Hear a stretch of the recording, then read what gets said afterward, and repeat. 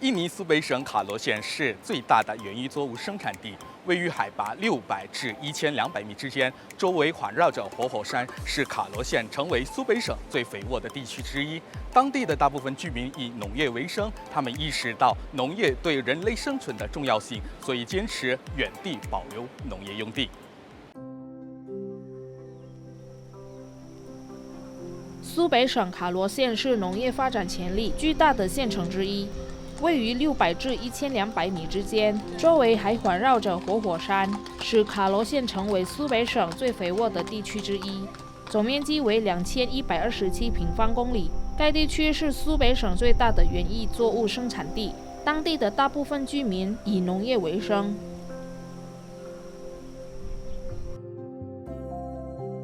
根据印度尼西亚中央统计局的数据，卡罗县的每位农民平均拥有约0.3公顷，或等于3000平方米的农业用地。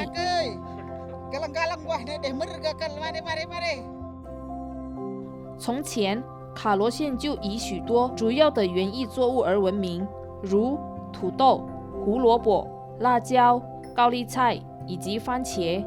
而每一种农作物每年可以生产7万至14万吨。Nama saya Zeramin Surbakti.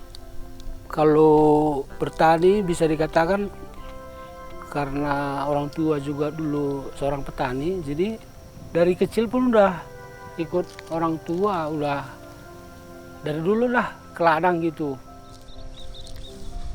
Daerah Tanah Karo bisa dibilang daerah yang subur lah,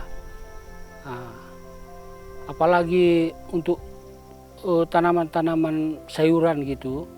Saya kira nggak semua daerah-daerah itu bisa sebagus yang ada di Tanah Karo, terutama di daerah sekitaran Brastagi. Itu khususnya petani itu menanam itu sayur mayur. Jadi ada kentang, wortel, bunga kol, bermacam-macam, dan tanaman-tanaman apalah. Kalau di sini dibilang tanaman capcay katanya, kayak daun sop gitu, daun pre, itu mungkin daerah-daerah lain nggak tumbuh kurasa. Dari warisan kakek kita juga nggak mempunyai lahan yang luas gitu. Jadi saya dengan istri saya mulai kami berumah tangga itu punya lahan 2.500 meter. Nah, itulah pemberian orang tua untuk kami kerjakan. Jadi dari situlah kami memulai kehidupan kami sebagai suami istri. Jadi dari situlah kami mulai berusaha untuk bagaimana supaya lahan kami yang hanya 2.500 meter itu bisa berkembang. Jadi dengan lahan yang hanya 2.500 meter itu nggak mungkin terpenuhi semua kebutuhan anak-anak. Jadi kita berusahalah supaya lahan kita berkembang gitu. Puji Tuhan, setelah beberapa tahun gitu, lahan kita bisalah kita tingkatkan. Dari 2.500 meter itu bisa kita menyewa lahan-lahan yang lain gitu. Jadi inilah lahan kita sekarang, ini ada setelah kami berumah tangga 20 tahun. Jadi pada umumnya pun masyarakat Karo begitu. Artinya dengan lahan yang sempit, nggak mungkin kita bisa meningkatkan taraf ekonomi. Jadi kita berupaya supaya lahan kita bertambah gitu. Jadi dengan adanya pertambahan lahan tentunya hasil yang kita harapkan juga kan meningkat. Jadi kalau pertanian itu kalau tidak dibarengi dengan lahan yang memadai, nggak mungkin hasil yang kita dapatkan sesuai dengan harapan gitu.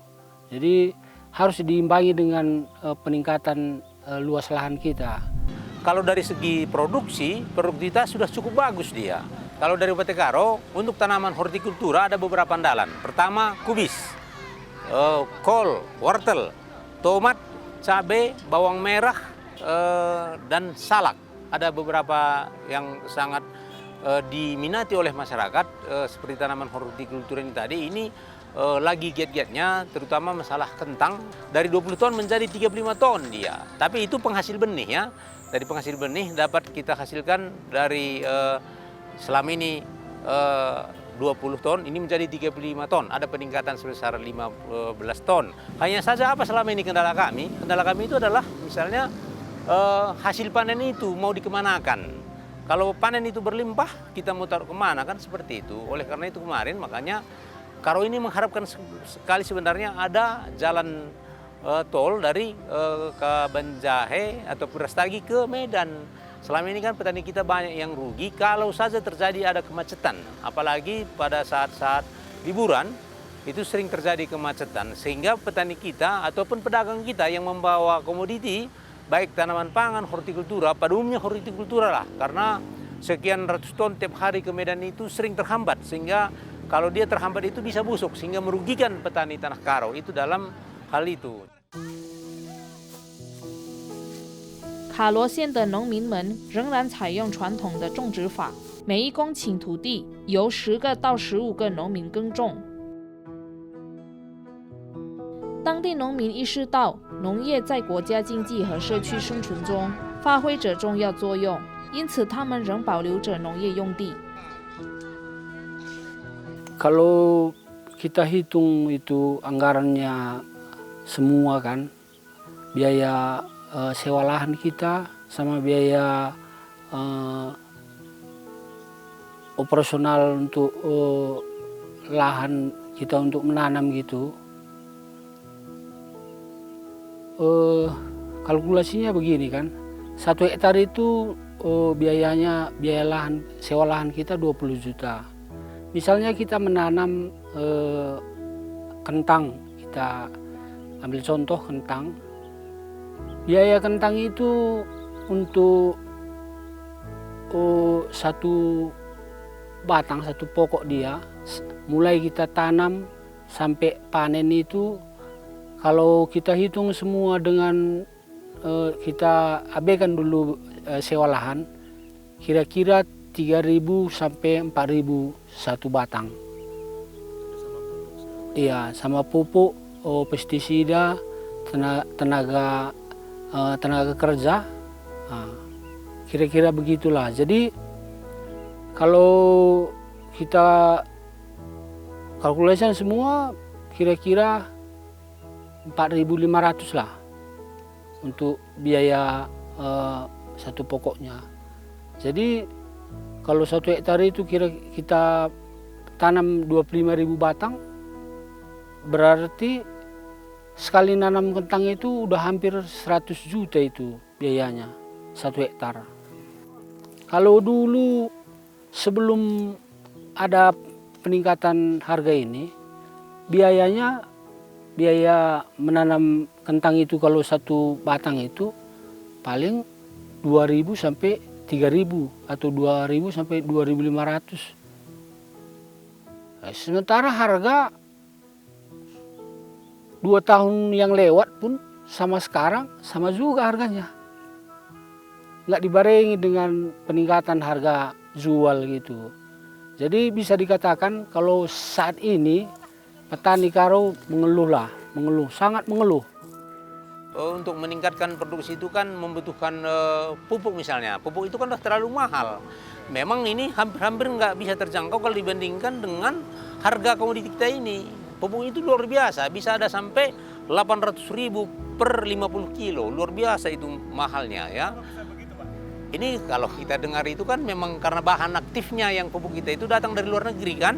Jadi memang ada peningkatan harga bahan aktif sehingga pupuk ini naik harganya. Oleh karena itu sekarang kita giat-giatnya dalam pemberian KIE ya itu kita sampaikan ke masyarakat supaya memanfaatkan kompos itu. Oleh karena itu masyarakat kita juga ajari dalam membuat kompos dan juga membuat beberapa yang bahan aktifnya dari bukan bahan aktif, dari bahan-bahannya dari sisa-sisa hasil pertanian, supaya limbah-limbah itu bisa dibuatkan jadi kompos. Itu yang kita sekarang ajari, membuat ekoenzim, pupuk organik cair. Itulah yang kita lagi giat-giatnya supaya nantinya bisa kita ke arah yang ramah lingkungan tadi.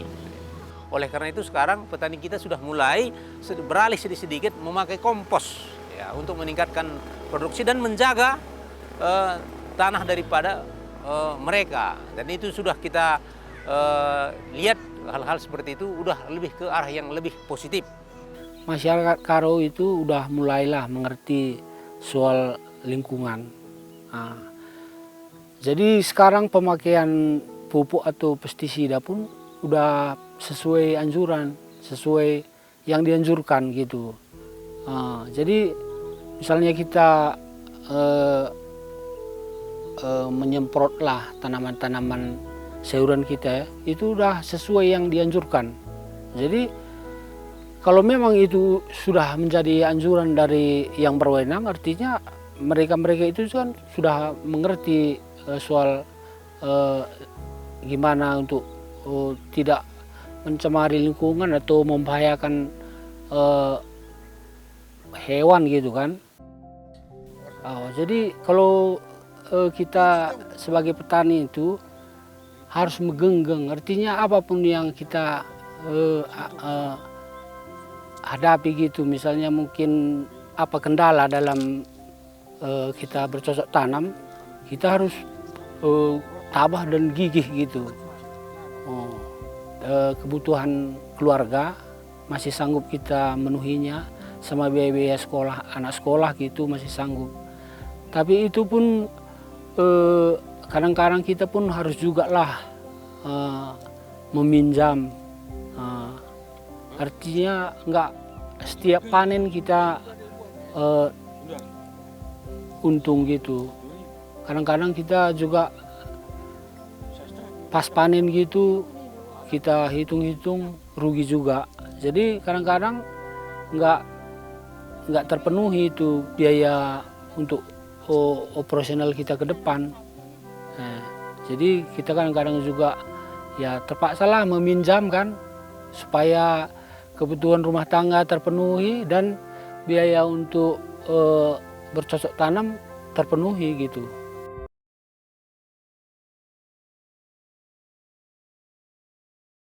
我们的日常粮食需求得以满足，这一切都归功于在田间辛勤耕种作物的农民们。透过购买当地的农产品，我们能提高当地农民的生活水平，让他们的生活变得更好。